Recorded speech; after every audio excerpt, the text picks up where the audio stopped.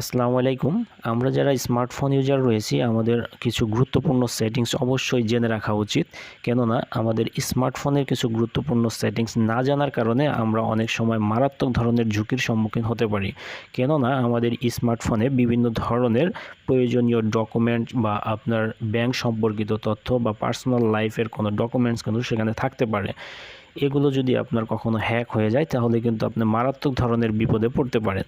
তাই এগুলো যাতে কোনোভাবেই হ্যাক না হতে পারে সেজন্য আমাদের গুগলে কিছু সেটিংস করে রাখা অবশ্যই প্রয়োজন। তো আমরা দেখব আমরা কিভাবে সেই সেটিংসগুলো করতে পারি। এর জন্য আমাদের প্রথমে যে কাজটি করতে হবে, আমাদের গুগল ক্রোম ব্রাউজারে প্রবেশ করতে হবে। তো আমরা এখান থেকে গুগল ক্রোমে প্রবেশ করব।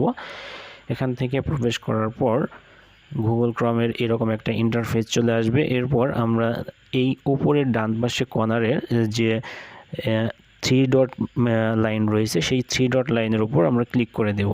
এখান থেকে থ্রি ডটে ক্লিক করার পর নিচে দেখবেন আপনারা সেটিংস অপশন রয়েছে। এই সেটিংস অপশনে আমাদের প্রবেশ করতে হবে। আমরা সেটিংস অপশনে যাব। এরপর আমরা স্ক্রল করে একটু নিচে চলে আসব। একটু স্ক্রল করে নিচে আসার পর এখান থেকে দেখবেন সাইট সেটিংস নামে একটি অপশন রয়েছে। এইখানে হচ্ছে আমার যে সাইট সেটিংস নামের যে অপশনটি, এই অপশনে এইখানে আমাদের প্রবেশ করতে হবে। তো আমরা এই সাইট সেটিংসে প্রবেশ করব। এরপর আপনাকে যে কাজটি করতে হবে, এইখান থেকে দেখেন লোকেশন, ক্যামেরা এবং মাইক্রোফোন, এই তিনটি অপশনে আমরা পরপর প্রবেশ করব।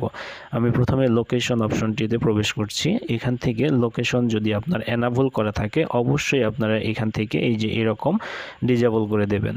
এরপর আপনার ব্যাগে চলে আসবেন। ব্যাগে চলে এসে এরপর আমরা যাব হচ্ছে ক্যামেরা। তো ক্যামেরা এখানে যাওয়ার পর যদি ক্যামেরা এখানে যদি পারমিশন দেওয়া থাকে সেই পারমিশনটি অফ করে রাখবেন। আমার এখানে কিন্তু এই ক্যামেরার পারমিশন অফ করা। তো এরপর আমরা ব্যাগে চলে যাব। ব্যাগে চলে গিয়ে দেখব মাইক্রোফোন অফ করা নাকি অন করা। এক্ষেত্রে আমি কিন্তু আমার মাইক্রোফোনটিও অফ করে রেখেছি। এখানে মাইক্রোফোন যদি আপনার এরকম অন করা থাকে সেক্ষেত্রে আপনারা অবশ্যই মাইক্রোফোন অফ করে দেবেন। তো এই তিনটি সেটিংস যদি আপনারা অফ করে রাখতে পারেন সেক্ষেত্রে কিন্তু আপনার ফোন আর কোনো থার্ড পার্টি হ্যাক করতে পারবে না এবং আপনার প্রয়োজনীয় ডকুমেন্টস কিন্তু কোনো ঝুঁকিতে পড়বে না। তো ধন্যবাদ সবাইকে।